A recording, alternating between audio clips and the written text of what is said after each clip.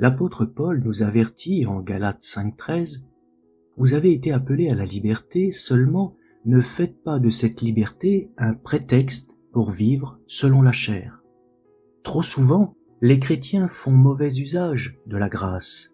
Cette grâce divine qui nous accueille sans condition préalable n'a jamais été destinée à nous laisser dans notre ancienne nature.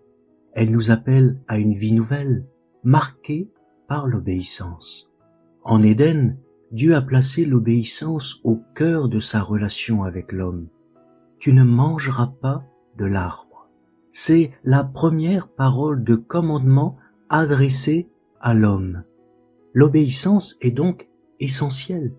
Elle est la racine même de la communion entre Dieu et sa créature. Dieu ne se contente pas de pardonner notre vie, il veut aussi la transformer. Alors, il s'engage à circoncire le cœur de son peuple, à le purifier, à le renouveler, afin que nous l'aimions de tout notre cœur et que nous marchions dans ses voies. Voilà à quoi sert la grâce. Le don suprême de l'exaltation de Christ, c'est le Saint-Esprit, envoyé pour accomplir en nous le salut intérieur.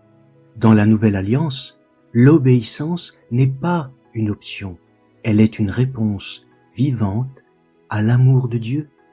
Là où l'Ancienne Alliance exigeait l'obéissance, mais échouait faute de pouvoir la produire, la Nouvelle Alliance, quant à elle, a été établie précisément pour la rendre possible.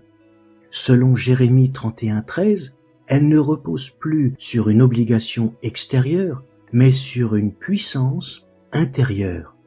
Elle remplace la loi gravée sur la pierre par une loi inscrite dans notre cœur. Et pourtant, beaucoup de croyants vivent comme si l'obéissance était inaccessible. Ils pensent il est impossible d'obéir à Dieu. Cette pensée, subtile mais mensongère, les ramène à une fausse paix. Mais ce n'est pas ce que promet la Nouvelle Alliance. L'obéissance est possible, non par nos propres forces, mais par le Saint-Esprit. C'est la promesse éclatante de Dieu et elle est garantie par sa fidélité. L'obéissance à la parole, loin d'être un fardeau, est vraiment une grâce. Elle est possible. Elle est la réponse d'un cœur transformé, d'un cœur qui aime Dieu et qui trouve sa joie à faire sa volonté.